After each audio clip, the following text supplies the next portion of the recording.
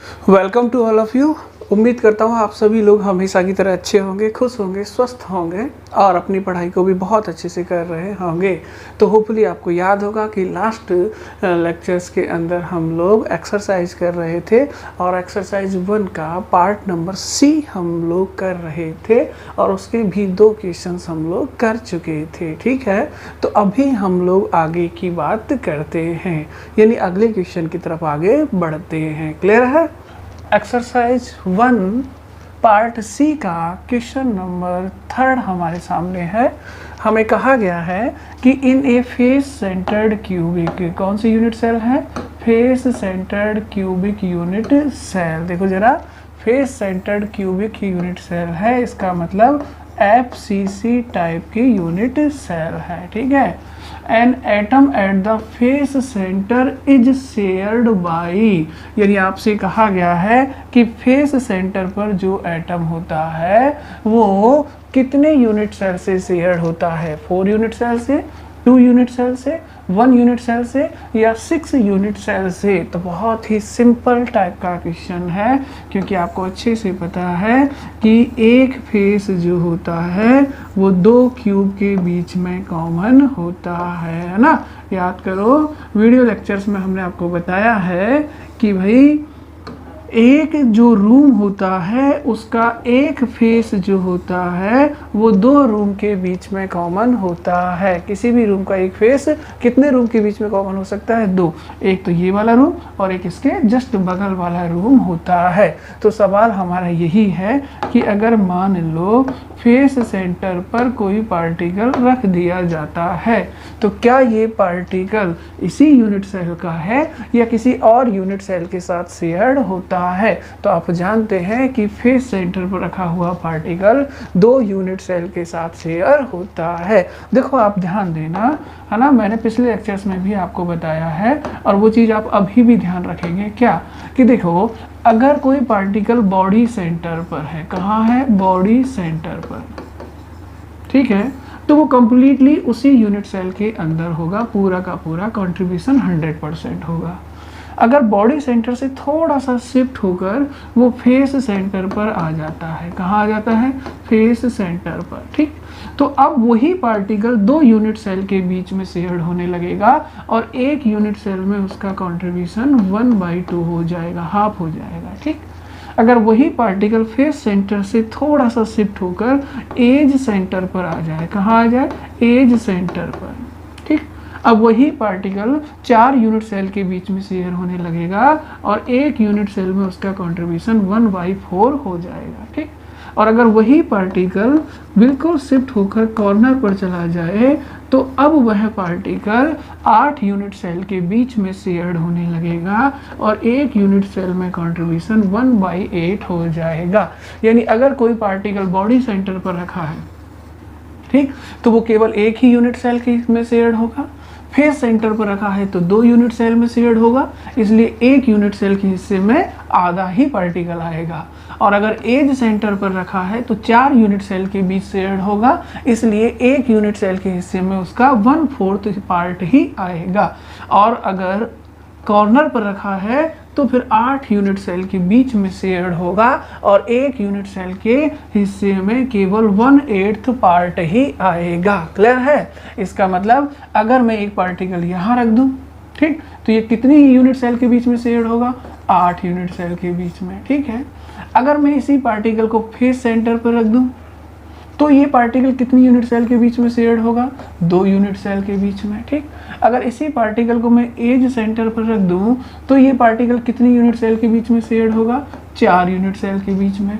और अगर इसी पार्टिकल को बॉडी सेंटर के अंदर रख दूं तो वो पार्टिकल केवल और केवल इसी यूनिट सेल का होगा, यानी एक ही यूनिट सेल में शेयर्ड होगा। हमसे पूछा है कि फेस सेंटर वाला एटम जो होता है, यानी ये वाला एटम जो होता है, वो कितनी यूनिट सेल में शेयर्ड होगा। तो बताओ जरा आंसर क्या बनेगा?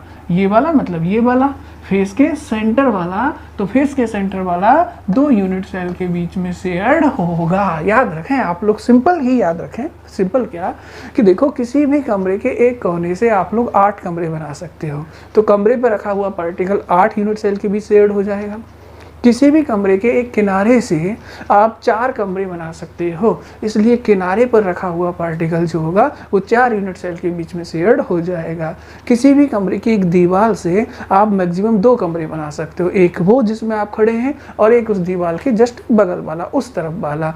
तो दीवार यानी फेस के सेंटर पर रखा हुआ पार्टिकल 2 यूनिट सेल के बीच में शेयर्ड होगा, और अगर कोई पार्टिकल कमरे के बीचों बीच में है तो फिर वो तो उसी यूनिट सेल का होगा और केवल एक यूनिट सेल के बीच में ही शेयर्ड होगा। तो होपफुली आप समझ रहे होंगे कि आंसर क्या होगा 2। अगर उसने पूछा होता कि अगर पार्टिकल फेस सेंटर की जगह एज सेंटर पर होता, कहाँ होता, एज सेंटर पर, तो कितनी यूनिट सेल के बीच में शेयर्ड हो जाता, 4। और अगर एज सेंटर की जगह बॉडी सेंटर होता तो आंसर क्या बन जाता, 1। और अगर कॉर्नर होता तो कितनी यूनिट सेल में शेयर्ड होता, 8। क्लियर है? नेक्स्ट सवाल की तरफ आगे बढ़ते हैं। देखो जरा नेक्स्ट सवाल क्या कहता है हमारा, देखो, close packing is maximum in the crystal. आपको बताना है कि किस क्रिस्टल के अंदर क्लोज पैकिंग मैक्सिमम होगी। क्लोज पैकिंग से मतलब बहुत अच्छी वाली पैकिंग है, यानी पैकिंग एफिशिएंसी मैक्सिमम होगी, आपको ये बताना है। तो ये तो बहुत सिंपल सवाल हो गया ना, क्योंकि पैकिंग एफिशिएंसी यानी संकुलन क्षमता तो हम लोग कैलकुलेट कर चुके हैं। चलो बताओ, सिंपल क्यूबिक टाइप की यूनिट सेल की पैकिंग एफिशिएंसी कितनी होती है, 52.4%। सही है? बताओ फेस सेंटर टाइप की कितनी होती है, 74%। सही है? और बताओ बॉडी सेंटर टाइप की कितनी होती है, 68%। अब बताओ मैक्सिमम कौन सी है, 74। ठीक है? और 74 मैक्सिमम है, तो राइट आंसर क्या होगा, B is the correct answer. Clear? आगे चलते हैं। नेक्स्ट क्वेश्चन क्या है, the vacant space, question number 5, the vacant space in BCC unit cell. Unit cell कौन सी है, बीसीसी। क्या पूछा है, वेकेंट स्पेस, है ना? तो आप पहले ये बताओ कि फील्ड स्पेस कितना है, भरा हुआ स्पेस कितना है। तो बताओ बीसीसी की पैकिंग एफिशिएंसी अभी बताई थी, कितनी है, 68%। क्या मतलब है इसका, इसका मतलब है कि यूनिट सेल में अवेलेबल वॉल्यूम का 68% वॉल्यूम जो है वो पार्टिकल द्वारा ऑक्यूपाइड कर लिया गया है। तो रिमेनिंग कितना बचेगा, जब 68% भरा हुआ है तो खाली कितना होगा, 100 में से सब्सट्रैक्ट कर दो, 32%। तो इसका मतलब खाली यानी वेकेंट स्पेस का परसेंटेज कितना होगा, बीसीसी के अंदर 32% होगा। इसलिए आंसर क्या बनेगा, ए बनेगा। क्लियर है सबके दिमाग में? सिंपल क्वेश्चंस है। ठीक है, नेक्स्ट सवाल की तरफ आगे बढ़ते हैं। देखो जरा, एट रूम टेम्परेचर, ध्यान दीजिएगा सवाल क्या है हमारा, at room temperature sodium crystallise, किसकी बात चल रही है, सोडियम की बात चल रही है। तो जरा देखें आप लोग, at room temperature sodium crystallise in a body centred cubic lattice. Lattice कौन सा है, बीसीसी। क्लियर? फिर कहा है लैटिस विद ए मतलब एज लेंथ है, और एज लेंथ कितना है मैं इधर लिख देता हूँ। एज लेंथ जो दिया गया है वो 4.24 एंगस्ट्रॉम है। ठीक है? The theoretical density of sodium is, यानी कि आपको उसकी डेंसिटी कैलकुलेट करनी है। तो कैलकुलेट क्या करना है, डेंसिटी। सवाल समझ रहे हैं क्या है? सवाल ये है कि भाई जो रूम टेम्परेचर पर सोडियम जो होता है वो बीसीसी स्ट्रक्चर में क्रिस्टलाइज होता है। ठीक, विद एज लेंथ कितना दे रखा है, 4.24 एंगस्ट्रॉम। तो आपको उसकी डेंसिटी को कैलकुलेट करना है। तो पहले मुझे बताओ डेंसिटी का फॉर्मूला क्या है। डेंसिटी का फॉर्मूला हम लोग कैलकुलेट कर चुके हैं पहले, ZM/NA × AQ। सही है? यहाँ पर Z क्या होता है, Z होता है नंबर ऑफ पार्टिकल। बताओ बीसीसी के लिए Z की वैल्यू कितनी होगी, 2, क्योंकि बीसीसी में पार्टिकल कितने होते हैं, यूनिट सेल के अंदर 2 होते हैं। ठीक, M की वैल्यू क्या होगी, अब आप खुद ही बताओ मुझे कि M होता है मोलर मास। ठीक है? और किस मेटल की बात की गई है, सोडियम, और उसमें दिया भी गया है। तो M की वैल्यू कितनी होती है, 23। अब ध्यान रहे ये ग्राम में होता है, ग्राम पर मोल में होता है। ठीक है? इसका मतलब अगर आप 23 रखते हैं तो आपको CGS सिस्टम को फॉलो करना पड़ेगा। क्लियर? अब बताओ A जो दिया गया है 4.24 एंगस्ट्रॉन्ग, बट ध्यान रहे ये एंगस्ट्रॉन्ग में है, तो आप इसको CGS फॉलो करें तो सेंटीमीटर में कन्वर्ट करें, MKS फॉलो करें तो मीटर में। फिलहाल हम लोग सेंटीमीटर में कन्वर्ट करते हैं।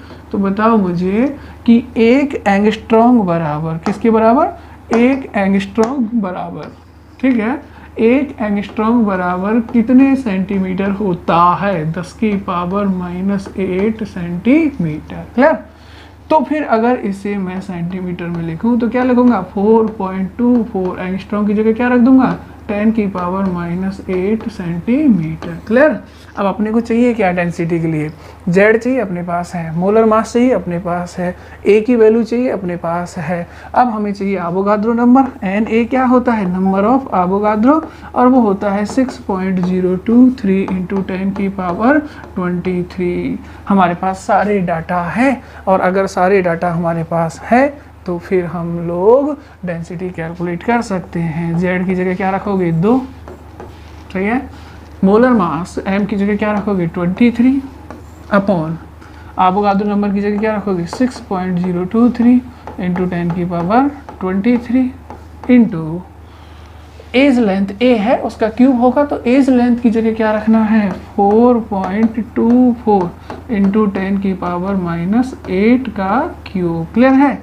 आप लोग इसे आराम से बैठ के सॉल्व कीजिएगा, ठीक है, अच्छे से सॉल्व करना। कैलकुलेशन वाला पार्ट में तुम्हारे ऊपर छोड़ रहा हूँ, और जब आप अच्छे से कैलकुलेशन करेंगे तो इसका आंसर जो है वो A बनेगा, है ना। तो आप अच्छे से करना है सवाल को, ये मैं आपके ऊपर छोड़ रहा हूँ, कर लेंगे ना कैलकुलेशन। 23 × 2 46 हो जाएगा, 10 की पावर 23 है, 10 की पावर -8 है, क्यूब करोगे तो -24 होगा, इधर -24, इधर 23, कितना बचेगा, 10 की पावर -1। थोड़ा और सिंप्लीफाई कर दें, 2 × 23 कितना होता है, 46, ठीक है। 10 की पावर 23 और 10 की पावर -8 का क्यूब यानी 24, कितना बचेगा, 10 की पावर -1, सही है। और बाकी क्या बचेगा, 6.023 × 4.24, मगर इसका क्या होगा, क्यूब होगा, ठीक है। आप सिंपलिसिटी के लिए 6.023 को लगभग 6 लेकर भी कैलकुलेट करेंगे तो आपका आंसर लगभग 1 के आसपास ही आएगा। वैसे भी वाइड डिफरेंट है, देखो ये डबल है, ये ट्रिपल है, मतलब 2 है, 3 है, और ये क्या है, 1 है। तो आप अगर रफली कैलकुलेशन भी करेंगे, इसको 6.023 को 6 के अप्रॉक्सीमेट भी लेंगे तो भी आपका आंसर आ जाएगा। क्लियर है। तो सिंपल सवाल था, डेंसिटी कैलकुलेट करनी थी, और डेंसिटी का फॉर्मूला होपफुली सबको रिमेंबर होना चाहिए। क्या होता है, Zm/Na × AQ। M क्या है, मोलर मास, A क्या है, यूनिट सेल की एज लेंथ, Z क्या है, number of particle in unit cell, और Na क्या है, एवोगाड्रो नंबर। क्लियर। चलिए नेक्स्ट सवाल की तरफ आगे बढ़ते हैं।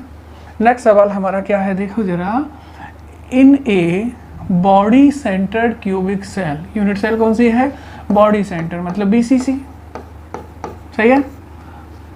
N atom at the body centre is shared by, देखो ये सवाल अभी अभी किया था, रिपीट हो गया है ना। क्या है सवाल, कि किसी भी BCC यूनिट सेल के अंदर जो पार्टिकल बॉडी सेंटर पर होता है, बॉडी सेंटर तो समझते हैं आप लोग कौन सा होता है, क्यूब के बिल्कुल सेंटर पर, यानी बीचों बीच में, रूम के बिल्कुल बीचों बीच में, है ना। ये वाला पॉइंट क्या होता है, बॉडी सेंटर्ड। अब बताओ मुझे, अगर कोई पार्टिकल मैंने बॉडी सेंटर पर रख दिया है, कहाँ रख दिया है, बॉडी सेंटर पर, तो बताओ वो कितनी यूनिट सेल के बीच में शेयर्ड होगा, केवल एक, इसी यूनिट सेल का तो होगा। इसलिए आपका आंसर क्या बनना चाहिए, आपका आंसर बनना चाहिए 1। क्या बनना चाहिए, 1। ध्यान है, क्या बनेगा बताओ, आपका आंसर बनेगा 1, और 1 यहाँ पर दिया है, इसलिए इसका करेक्ट आंसर क्या होगा, A is the correct answer. ये बहुत सिंपल सवाल है, अभी थोड़ी देर पहले रिपीट हुआ था। तो नेक्स्ट क्वेश्चन की तरफ आगे बढ़ते हैं। देखो जरा नेक्स्ट क्वेश्चन क्या है, इन ए फेस सेंटर, देखो जरा क्या है next question, in a face centred cubic lattice, यानी लैटिस कौन सा है, लैटिस है आपका FCC, ठीक है। The number of nearest neighbour of a given lattice point are, यानी अगर आपके पास FCC लैटिस हो, कौन सा लैटिस हो, FCC, ठीक है। अगर आपके पास FCC लैटिस है तो किसी भी लेटेस्ट पॉइंट के लिए नियरेस्ट नेबर की नंबर क्या होगी। देखो सबसे पहले तो मैं नियरेस्ट नेबर का मतलब बता दूं, नियरेस्ट नेबर का मतलब कोऑर्डिनेशन नंबर ही होता है, ठीक है।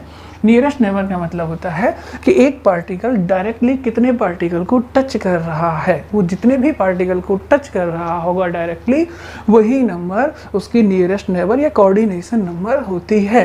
तो आपने बताना है कि अगर आपके पास एफसीसी यूनिट सेल है तो उसके किसी भी लैटिस पॉइंट के लिए यानी किसी भी पार्टिकल के लिए कोऑर्डिनेशन नंबर यानी नियरेस्ट नेबर की नंबर कितनी होगी। तो आपको याद है, अगर मैं एससीसी यूनिट सेल लेता तो कोऑर्डिनेशन नंबर क्या होती 6, अगर मैं बीसीसी यूनिट सेल लेता तो कोऑर्डिनेशन नंबर क्या होती 8, और अगर मैं एफसीसी यूनिट सेल ले लेता हूँ तो कोऑर्डिनेशन नंबर कितनी हो जाती है 12 हो जाती है। तो जो कोऑर्डिनेशन नंबर है उसका ही मतलब नियरेस्ट नेबर है, इसलिए आंसर हमारा बनेगा 12।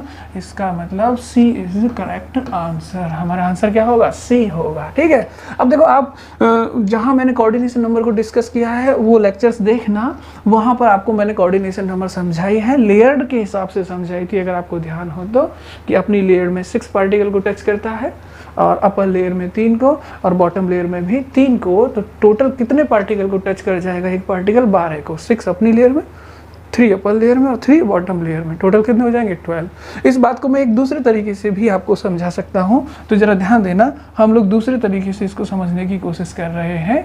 आंसर तो दे दिया हमने, मैं तो कोऑर्डिनेशन नंबर को एफसीसी यूनिट सेल के अंदर एज्यूम करवाने की कोशिश कर रहा हूँ। तो जरा फिर सब लोग ध्यान देंगे, इधर मैं एक यूनिट सेल बना देता हूँ, ये लो मैंने एक यूनिट सेल ड्रॉ किया है, ये यूनिट सेल एफसीसी टाइप का है। अगर यूनिट सेल एफसीसी टाइप का है तो फिर मुझे बताया जाए कि पार्टिकल कहाँ कहाँ होंगे।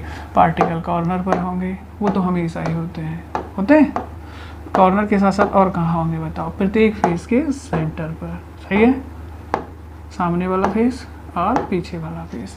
ये कौन सी यूनिट सेल है बताओ जरा, ये एफसीसी टाइप की यूनिट सेल है कि नहीं है। ठीक, अब देखो आप इधर ध्यान देना है ना, और मुझे बताना कि एफसीसी यूनिट सेल जो है ना उसमें मैं एक पार्टिकल फेस सेंटर वाला ले रहा हूँ। कौन सा ले रहा हूँ, फेस सेंटर वाला, ठीक है, ये वाला पार्टिकल। अब देखो इस पार्टिकल के अराउंड आपको कितने पार्टिकल दिखाई दे रहे हैं, डेफिनेटली 4 तो दिखाई दे रहे होंगे ना, एक ये वाला पार्टिकल दिख रहा होगा, एक ये, चलो मैं निशान लगा देता हूँ, 1 2 3 4, ये चारों पार्टिकल इसके अराउंड दिखाई दे रहे हैं कि नहीं दे रहे। इसका मतलब ये है, वैसे भी आपको पता है कि एफसीसी यूनिट सेल में फेस सेंटर पर रखा हुआ पार्टिकल कॉर्नर वाले पार्टिकल को टच करता है, कॉर्नर वाले पार्टिकल आपस में टच नहीं करते, बट फेस सेंटर वाला पार्टिकल कॉर्नर वाले पार्टिकल को टच करता है, यानी ये पार्टिकल इसको टच करेगा, इसको चारों कॉर्नर के पार्टिकलों को टच करेगा। क्लियर। अब मैं आपसे एक बात अज्यूम करवाना चाहता हूँ और वो आप मेरे साथ साथ अज्यूम कीजिएगा। क्या, मैं आपसे कहता हूँ कि मान लो एक पॉइंट है, क्या है, एक पॉइंट। अब मुझे बताओ एक पॉइंट से, एक बिंदु से आप लोग कितने प्लेन पास कर सकते हो, कितने प्लेन से मतलब कितने प्लेन वहाँ से निकाले जा सकते हैं उस बिंदु से गुजरते हुए। तो ज़रा देखो मेरी बात को ध्यान से समझना, ये पॉइंट है, मैं एक प्लेन बना रहा हूँ और मुझे बताओ क्या ये पॉइंट इस प्लेन के अंदर है, बोला है कि नहीं है। इसका मतलब ये प्लेन इस पॉइंट से पास हो रहा है, ठीक है, एक प्लेन हो गया। मैं एक और प्लेन बनाता हूँ इस तरह से, देखो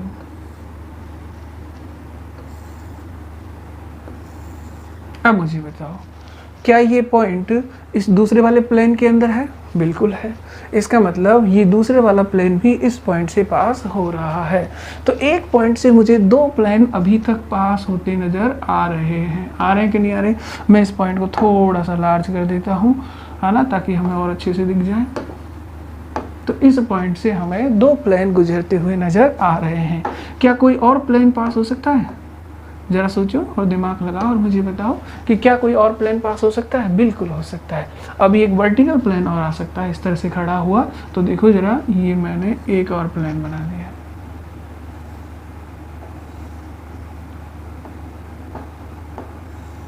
ठीक है। अब बताओ क्या ये पॉइंट इस प्लेन के अंदर रखा हुआ है, बिल्कुल। ये वाला पॉइंट इस प्लेन के, ये वाला पॉइंट देखो, ठीक है। इस पॉइंट को थोड़ा सा और डार्क कर देता हूँ, ये वाला पॉइंट, ठीक है। ये वाला पॉइंट जो है इन तीनों प्लेनों के अंदर है कि नहीं है, ठीक है।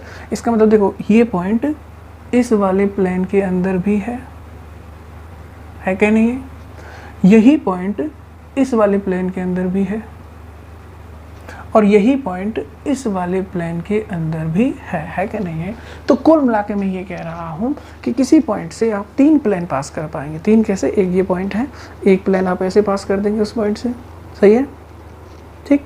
दूसरा प्लेन आप ऐसे पास कर देंगे उसी पॉइंट से, और तीसरा प्लेन आप ऐसे पास कर देंगे, कर सकते हैं उसी पॉइंट से। तो कितने प्लेन हो गए? 3। तो ज़रा फिर से देखो, ये पॉइंट है, एक प्लेन, सही है, ये पॉइंट है, दूसरा प्लेन ऐसे खड़ा हुआ वर्टिकल, सही है, और यही पॉइंट है और एक और प्लेन।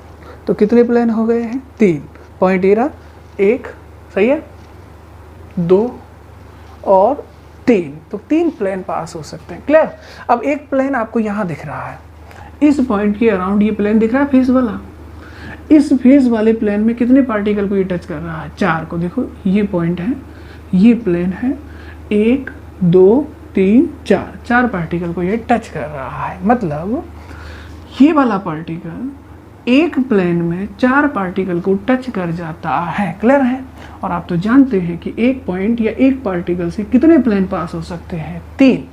एक प्लेन में कितने पार्टिकल को टच कर पाता है? 4 को। तो वो 3 प्लेन में कितने को टच कर पाएगा? 12 को, 12 को। इसका मतलब तो सिंपल ये है भाई, देखो जरा, मैंने अलग तरीके से आपको बताने की कोशिश की है। यूनिट सेल के अंदर ये आपका पॉइंट है और ये प्लेन है, तो इस प्लेन में कितने पार्टिकल होंगे? 4 होंगे। ये पॉइंट इन चारों पार्टिकल को टच करेगा, क्योंकि एक प्लेन में 4 को टच करता है, इस तरह से। ये पॉइंट है और ये एक और प्लेन है कि नहीं है? यहाँ पर कितने पार्टिकल होंगे? 4, एक पार्टिकल, ठीक है। ये थोड़ा सा मैं इसको थोड़ा सा रब कर देता हूँ।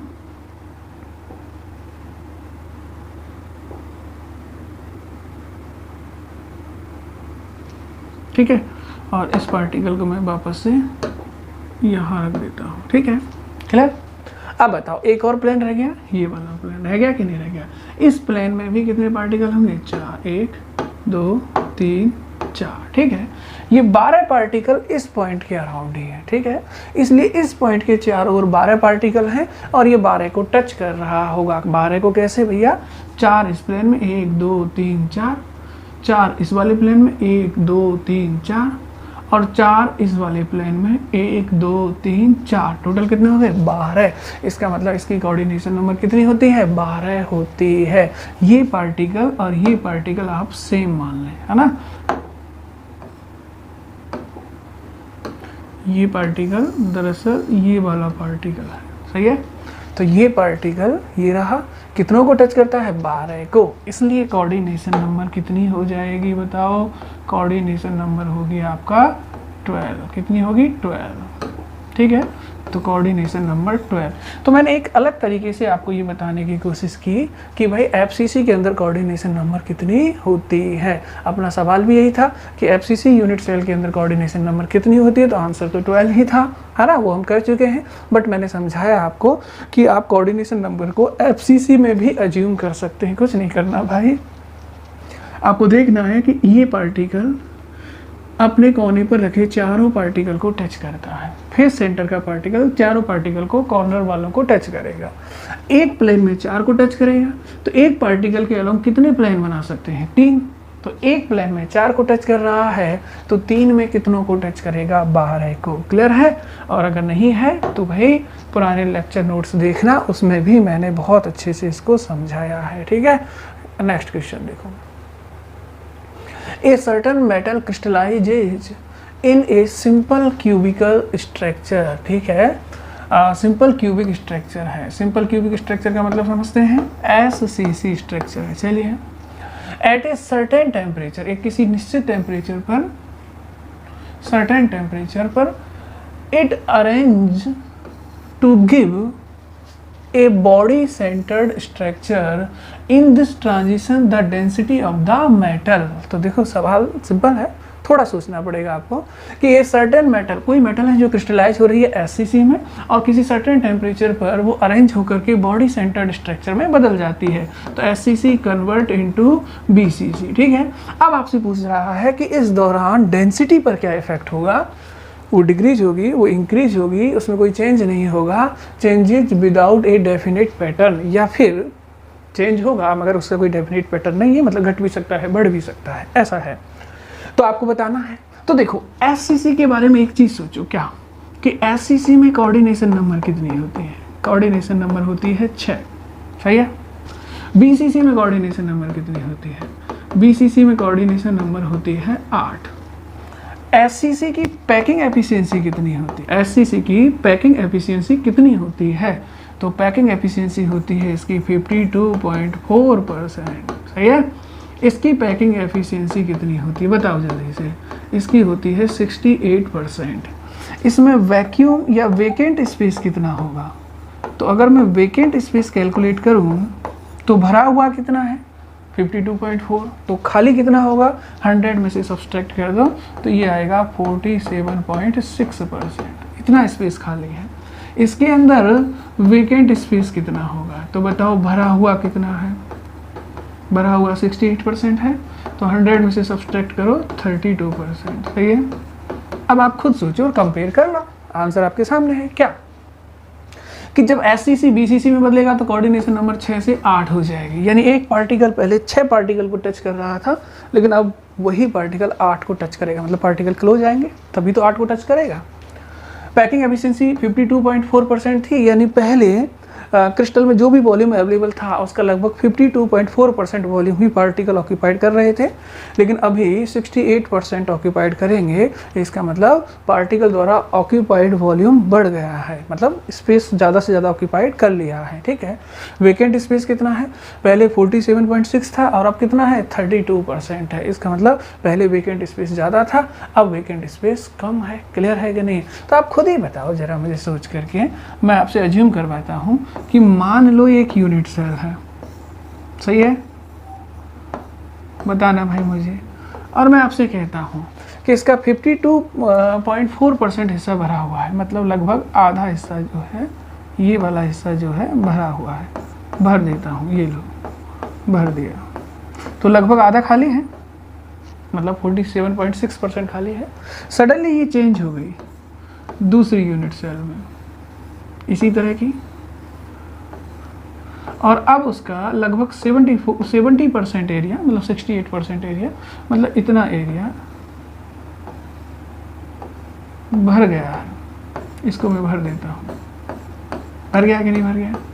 अब आप खुद ही बता दो मुझे कौन सा क्रिस्टल डेंस होगा, ये वाला या ये वाला, जिसमें ज़्यादा स्पेस भरा हुआ है वो वाला, या जिसमें कम स्पेस भरा हुआ है वो वाला। ऑब्वियसली जिसमें ज़्यादा स्पेस भरा हुआ है वो ज़्यादा डेंस होगा, ज़्यादा कंडेंस होगा, और उसका घनत्व भी क्या होगा, यानी डेंसिटी भी क्या होगी, ज़्यादा। या ऐसे सोचो, इसका तो लगभग आधा हिस्सा खाली है, जबकि इसका तो लगभग 30-32% हिस्सा ही खाली है, तो खाली स्पेस कम है ना, मतलब भरा हुआ ज़्यादा है। क्रिस्टल में जितना ज़्यादा डेंस भरा हुआ एरिया होगा, पैकिंग एफिशिएंसी जितनी ज़्यादा होगी, डेंसिटी भी क्या होगी, उतनी ही ज़्यादा। तो मैं डेंसिटी के बारे में क्या कहूँगा कि डेंसिटी भाई इंक्रीज हो गई है। ठीक है, सिंपल याद रखना कि अगर कोऑर्डिनेशन नंबर बढ़ती दिखाई दे या पैकिंग एफिशिएंसी बढ़ती हुई दिखाई दे तो डेंसिटी भी बढ़ जानी है। तो आंसर क्या देना है, डिक्रीज या इंक्रीज, तो आंसर होगा इंक्रीजेज। ठीक है, तो आंसर बनेगा इसका बी, और होपफुली आप ये समझ रहे होंगे। क्लियर, चलिए inductive classes solid state exercise 1D। ठीक, हम लोग इसकी डी एक्सरसाइज को देखने वाले हैं, जरा ध्यान दीजिएगा आप लोग। हम लोग इसका पहला क्वेश्चन लेते हैं, काफ़ी अच्छा क्वेश्चन है भाई, पहला ही ध्यान से समझिएगा और आपको करना भी अच्छे से है। A crystal is made of particle A and B. ठीक है, कोई क्रिस्टल है जो पार्टिकल ए और बी से मिलकर के बना हुआ है। A form FCC packing and B occupies all the octahedral voids. देखिए भाई, किसी भी क्रिस्टल में दो टाइप के पार्टिकल हैं, एक ए टाइप का है और दूसरा कौन सा है, बी टाइप का है। ठीक, उनमें से पार्टिकल ए जो है, कौन सा पार्टिकल है, ए पार्टिकल जो है वो क्या कर रहा है, वो एफसीसी स्ट्रक्चर बना रहा है। तो देखो मैं फिर एफसीसी स्ट्रक्चर बना देता हूँ, ध्यान से देखते जाइएगा आप लोग, है ना। यहाँ मैं एफसीसी स्ट्रक्चर बना रहा हूँ। सवाल समझना है, अच्छा सवाल है ये। अब अगर एफसीसी स्ट्रक्चर है तो बताओ फिर मुझे पार्टिकल कहाँ कहाँ होगा, बताओ जल्दी से। पार्टिकल कॉर्नर पर होगा, थोड़ा बड़ा ले लेता हूँ इसको, कॉर्नर पर होगा। लेकिन ये कौन सा पार्टिकल है, ए, क्योंकि कहा गया है आपसे कि पार्टिकल ए जो है वो एफसीसी स्ट्रक्चर को बना रहा है। देखो जरा क्या कहा है इसमें, A and B A form FCC packing, यानी ए तो एफसीसी पैकिंग में है, इसका मतलब कॉर्नर पर भी होगा और फेस सेंटर पर भी होगा, होगा कि नहीं होगा।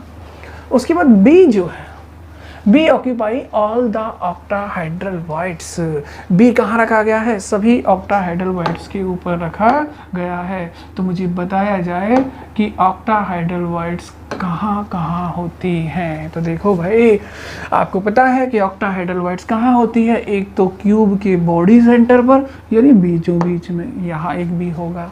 और कहाँ होती हैं, और प्रत्येक एज के सेंटर पर। कितने एज होते हैं, 12, और 12 एज के 12 सेंटर पर आपको एक ऑक्टाहाइड्रल वाइट्स दिखाई देगी। मतलब एक ऑक्टाहाइड्रल वाइट्स यहाँ होगी, एक यहाँ होगी, एक यहाँ, एक यहाँ। कितने एज हो गए, 4, फिर 5वीं यहाँ, 6वीं यहाँ, 7वीं यहाँ, ठीक, फिर 8वीं यहाँ, 9वीं यहाँ, हर एज के सेंटर पर होगी। 10वीं ऑक्टाहाइड्रल वाइट्स यहाँ, 11वीं यहाँ और 12वीं यहाँ। क्लियर। अब देखो आपसे जो क्वेश्चन में कहा गया है, आपसे क्वेश्चन में कहा गया है कि अपने पास जो पार्टिकल हैं वो ए और बी टाइप के हैं। ए टाइप के एफसीसी में जा रहे हैं, इसका मतलब कॉर्नर पर कौन होगा, ए, और फेस सेंटर पर भी कौन होगा, ए ही होगा। क्लियर। और बी टाइप के जो पार्टिकल हैं वो कहाँ जा रहे हैं, वो ऑक्टाहाइड्रल वाइट्स में होंगे, यानी बॉडी सेंटर पर कौन होगा, बी, ठीक है, और प्रत्येक एज सेंटर पर भी कौन होगा, बी होगा। ये तो सवाल में कहा गया है, ठीक है। अब जरा ध्यान दीजिए, सवाल आगे पढ़ लेते हैं, ठीक है। If all the particle along a plane, plane कौन सा दिया गया है, ये वाला प्लेन, ठीक है, विजुलाइज हो रहा होगा। Plane as shown in figure are removed, हटा दिए जाते हैं, मतलब इस प्लेन के अलोंग जो भी पार्टिकल आते हैं वो सारे हटा दिए जाते हैं। Then the formula of crystal would be, इस क्रिस्टल का फॉर्मूला क्या होगा। प्लेन देख पा रहे हैं आप लोग क्या है, ठीक। अब देखो मैं इस प्लेन को बनाता हूँ दोबारा से, और आप अज्यूम करना केवल कि इस सवाल में क्या कहने की कोशिश की गई है और कौन से पार्टिकल हटाए गए हैं, ठीक है। देखो कोई भी क्यूब अगर मैं बनाता हूँ, ये लो, ये मैंने एक क्यूब बना दिया, ठीक है, ठीक। अब उसमें एक प्लेन अज्यूम करो, ये वाला प्लेन, देखो ये प्लेन यहां से चलेगा और यहां तक, और एक यहां से यहां तक, इस प्लेन की बात हो रही है, ठीक है। अब देखो इस प्लेन को गौर से देखना, ये प्लेन जो है, सामने वाले फेस जो है, इस फेस के फेस सेंटर से जा रहा है, और यही प्लेन पीछे वाला जो फेस है उसके फेस सेंटर से भी जा रहा है।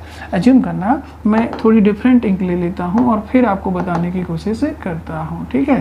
देखो जरा, प्लेन कौन सा है, प्लेन ये रहा, मैं डिफरेंट लाइन लिख देता हूँ।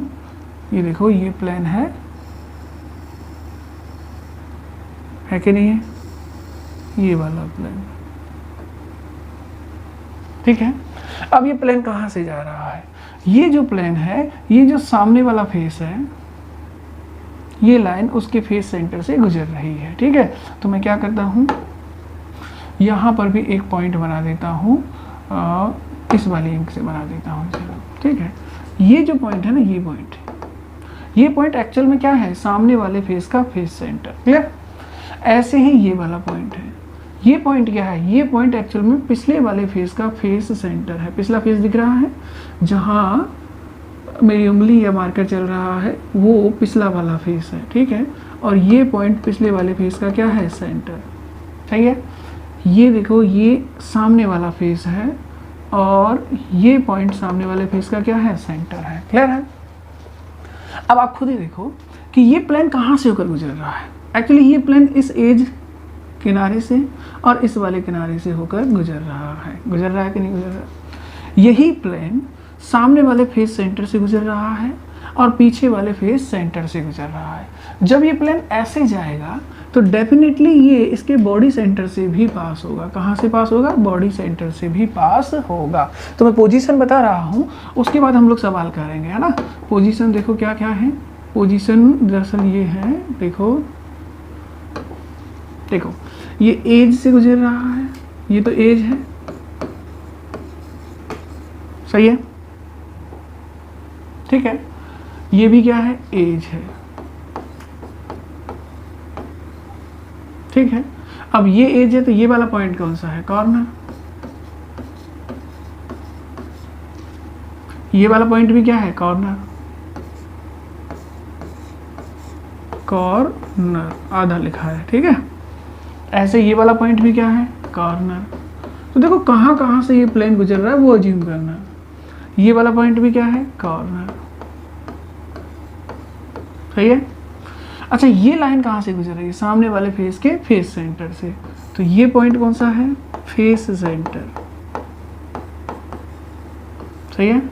ये वाला पॉइंट कौन सा है? पिछले फेस का फेस सेंटर।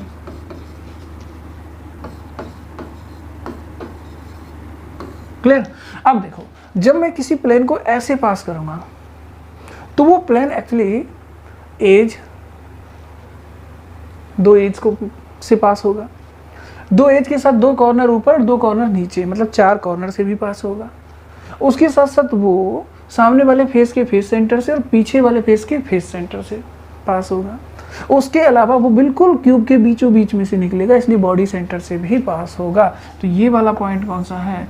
ये वाला पॉइंट है बॉडी सेंटर। क्लियर?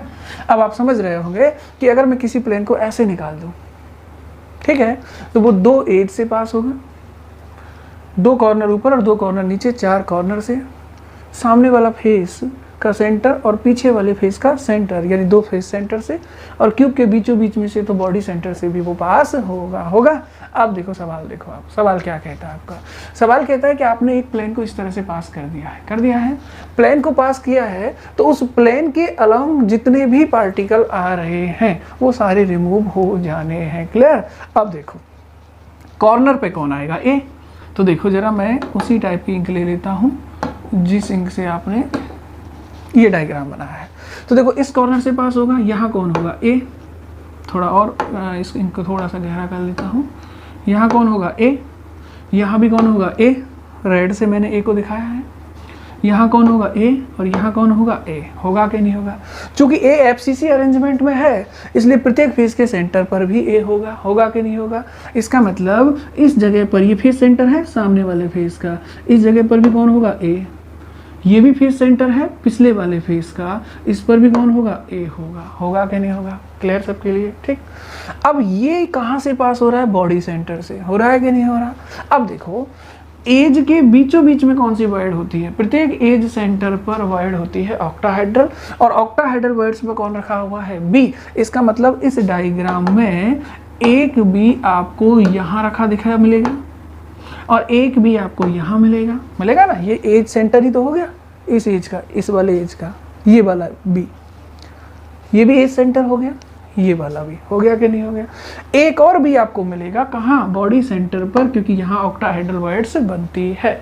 तो ये सारे पार्टिकल रिमूव हो जाने हैं। क्लियर है? सवाल अच्छा है, बस अजम्पशन अच्छा हो तो बहुत आसानी से हो सकता है। ये सारे पार्टिकल रिमूव हो जाने हैं। तो मैं क्या कर रहा हूँ ज़रा देखिए, मैं जो पार्टिकल रिमूव होने हैं उनको रिमूव कर रहा हूँ और फिर हम लोग इसका फॉर्मूला देखने वाले हैं। ठीक है, देखो ज़रा, मुझे बताया जाए क्या ये पार्टिकल रिमूव हो जाएगा? बिल्कुल रिमूव हो जाएगा, हटा देना है। क्या ये पार्टिकल रिमूव हो जाएगा? बिल्कुल रिमूव हो जाएगा, हटा देना है।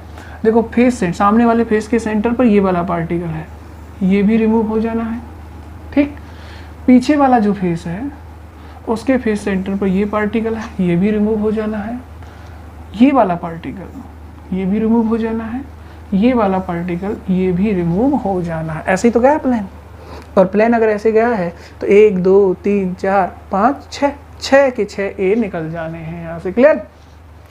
अब मुझे बताओ कौन कौन से बी रिमूव हो जाएंगे, ठीक है, जल्दी से सोच कर बताना बी कौन कौन से रिमूव हो जाएंगे। ठीक, अब बताओ जब प्लेन ऐसे पास होगा तो ये वाला बी रिमूव हो जाएगा। ठीक है, प्लेन ऐसे जा रहा है कि नहीं जा रहा, बॉडी सेंटर से पास होगा तो ये वाला बी भी रिमूव हो जाएगा। फिर ये प्लेन आगे बढ़ेगा तो ये वाला बी भी रिमूव हो जाएगा। क्लियर, कितने बी रिमूव हो जाएंगे, 1 2 3, और एक कितने हो जाएंगे, 1 2 3 4 5 6 रिमूव हो जाएंगे। अगर आप ये बात अच्छे से समझ रहे हैं तो अब सवाल आपका बहुत सिंपल हो चुका है। क्या करना है आपको, सबसे पहले आपको ए की नंबर काउंट कर लेनी है कि भाई ए कितने होंगे। तो देखो मुझे बताओ जल्दी से कितने ए होंगे। तो सबसे पहले हम बात करें नंबर ऑफ ए तो एफसीसी अरेंजमेंट में है तो कॉर्नर पर है और फेस सेंटर पर है। तो ए की दो पोजीशन है, एक कॉर्नर वाली और दूसरी कौन सी है, फेस सेंटर वाली। सही है, बताया जाए मुझे कि कॉर्नर पर कितने ए होने चाहिए थे, 8, लेकिन प्लेन के अलोंग जब हमने पार्टिकल को रिमूव कर दिया है तो कितने कॉर्नर वाले ए चले गए, 1 2 3 4 चले गए। तो कितने बच गए, 4। कौन कौन से 4, 1 2 3 4 कॉर्नर पर पार्टिकल रह गया है। तो पार्टिकल है 4, कॉर्नर का कंट्रीब्यूशन हमेशा 1/8 होता है। क्लियर, फेस सेंटर पर कहाँ कहाँ ए रखा होगा, हर फेस के सेंटर पर। क्लियर है, और फेस सेंटर से कितने ए रिमूव हो जाएंगे, 1 और 1 2, ये वाला और ये वाला। कितने फेस सेंटर होते हैं, 6 के 6 फेस सेंटर पर ए रखा हुआ था, बट प्लेन के जाने के बाद 2 फेस सेंटर से ए रिमूव हो गया है। तो कितने बचे होंगे, 4 कौन कौन से, ऊपर वाले फेस सेंटर का बच गया, नीचे वाले का बच गया, सामने इधर दाएं वाले का बच गया, बाएं वाले का, सामने वाले और पीछे वाले का रिमूव हो गया। तो 4 बच गए, 1 2 3 4। तो 4 पार्टिकल मुझे फेस सेंटर पर दिखेंगे। कंट्रीब्यूशन कितना होता है, 1/2। सही है, और 1/2 कंट्रीब्यूशन होता है तो नंबर कितनी आएगी, देखो जरा, ये 1/2 है, ठीक है, और ये कितनी होगी, 2 होगी, और ये हो गया 1/2 + 2, और सीधा सीधा लिख देता हूँ इसको 5/2। सही है, ये किसकी नंबर है, ए की नंबर है। अब ए की नंबर तो कैलकुलेट कर ली है आपने, तो फिर बी की भी कर लो। चलो बताओ मुझे बी की नंबर कितनी होगी। तो मैं बात करूँ नंबर ऑफ बी, बहुत अच्छा क्वेश्चन है ये, मतलब सिंपल है, सोचो तो। बी कहाँ है मुझे बताओ, बी आपके ऑक्टाहेड्रल वर्ड्स पर था मगर कुछ पर से रिमूव हो चुका है। ठीक है, तो अब आप खुद ही देखो मुझे और बताओ जल्दी से कि बी की पोजीशन कहाँ कहाँ है। एक तो एज सेंटर पर है क्योंकि एज सेंटर पर ऑक्टाहेड्रल वर्ड्स होती हैं, दूसरी बॉडी सेंटर पर है क्योंकि बॉडी सेंटर पर भी ऑक्टाहेड्रल वर्ड्स बनती हैं। ठीक, अगर ऐसा है तो एज सेंटर कितने हैं, नॉर्मली तो 12 होंगे, लेकिन 12 में से कितने एज सेंटर पर बी रह गया है। तो आप खुद ही देख लो, इस वाले एज के सेंटर से चला गया और इस वाले एज के सेंटर से चला गया है, यानी 2 से चला गया है 2 से, तो कितनों पर बचा रह गया होगा, 10 पर, क्योंकि एज कितने होते हैं, 12, और 12 एज के 12 ही एज सेंटर होते हैं। उनमें से 2 एज सेंटर से बी रिमूव हो चुका है तो 10 एज सेंटर पर रह गया होगा, इसलिए यहाँ मैं लिख देता हूँ 10 बी दिखाई देंगे आपको एज सेंटर पर, बट एज सेंटर का कंट्रीब्यूशन कितना होता है, 1/4। क्लियर, अब बताओ बॉडी सेंटर तो एक ही होता है कि नहीं होता, एक होता है, कंट्रीब्यूशन 100% होता है, बट क्या उस बॉडी सेंटर पर पार्टिकल रह गया है, नहीं, वो तो रिमूव हो गया। इसका मतलब बॉडी सेंटर पर आपको कोई पार्टिकल दिखाई नहीं देगा। तो बताओ कितने पार्टिकल आएंगे, पार्टिकल इसको, ये तो 0 हो गया, ये कितना हो जाएगा, 10/4, सिंप्लीफाई करोगे तो 5/2, तो ये भी 5/2 और ये भी 5/2। तो बताओ सिंपल रेशो कैसे निकालोगे, A/B, ये भी 5/2 और ये भी 5/2, सिंपल रेशो 1:1, और अगर 1:1 का रेशो है तो फॉर्मूला बनेगा AB टाइप का। कैसा फॉर्मूला बनेगा, AB टाइप का। तो होपफुली आप ये सवाल अच्छे से समझ पा रहे होंगे। तो बताओ इसमें आंसर क्या बनेगा, मैं इसको थोड़ा छोटा कर देता हूँ, है ना, ये देखो, सही है, आंसर क्या बनेगा, पहला ही आंसर हो जाएगा AB। ठीक है, तो सवाल बहुत अच्छा है, आप समझ पा रहे होंगे इसको कि एक क्रिस्टल है जो A और B टाइप के पार्टिकल से मिलकर के बना हुआ है। जिनमें से ए एफसीसी पैकिंग में है, ठीक है, तो ए को हमने एफसीसी पैकिंग में डाल दिया था। And B occupy all the octahedral voids, तो ऑक्टाहेड्रल वर्ड्स कहाँ होती हैं, प्रत्येक एज सेंटर पर और बॉडी सेंटर पर, तो वहाँ हमने बी रख दिया था। बट इन्होंने कहा था कि एक प्लेन पास हुआ है इस तरह से, और उस प्लेन के अलावा जितने भी पार्टिकल आ रहे हैं वो सारे के सारे आपने रिमूव कर दिए हैं, तो इस प्लेन की बात कर रहा हूँ, ठीक है। तो इस प्लेन से कॉर्नर वाले पार्टिकल चले जाएंगे, एज सेंटर कॉर्नर वाले 4 पार्टिकल जाएंगे, 1 2 3 4, एज सेंटर वाले 2 पार्टिकल जाएंगे, फेस सेंटर वाले 2 पार्टिकल जाएंगे, बॉडी सेंटर वाला 1 पार्टिकल जाएगा। तो कॉर्नर पर कौन था, ए, 1 2 3 4, 4 ए हटा दिए तो कितने बच गए, 4, ठीक है, 8 होते ना, 4 बच गए। अच्छा, एज सेंटर पर कौन था, एज सेंटर पर था बी, लेकिन कॉर्नर पर कौन था, ए, और कॉर्नर के साथ साथ फेस सेंटर पर भी कौन था, ए, तो 2 ए यहाँ से रिमूव कर दिए, ठीक है। 6 होने चाहिए थे, 2 रिमूव हो गए, कितने बच गए, 4। फेस सेंटर कितने होते हैं, 6, पार्टिकल कितने होने चाहिए थे, 6, रिमूव कितने हो गए, 2, 1 और 1, 2 ये और ये रिमूव हो गए, तो बच कितने गए, 4। कैलकुलेट करो, 5/2 आएगा, ठीक। एज सेंटर पर कौन है, बी, ठीक। कितने ए सेंटर वाले पार्टिकल जाएंगे, 2, कितने ए सेंटर होते हैं, 12, तो 12 पार्टिकल होने चाहिए थे, बट 2 रिमूव हो गए, कितने बचेंगे, 10, ठीक। और उसके साथ साथ बॉडी सेंटर से पार्टिकल चला जाएगा, तो बॉडी सेंटर पर एक ही होता है, वो चला गया, तो कितने बचेंगे, 0। दोनों का सिंपल रेशो निकालोगे तो 1:1 होगा। बहुत अच्छा सवाल है ये, ठीक है, ध्यान रखोगे आप लोग। चाहें तो पढ़ते समय इसका स्क्रीनशॉट ले लेना, अच्छा सवाल है, क्लियर है सबके दिमाग में, कर सकते हैं आप लोग इसे बहुत आसानी से, ठीक है।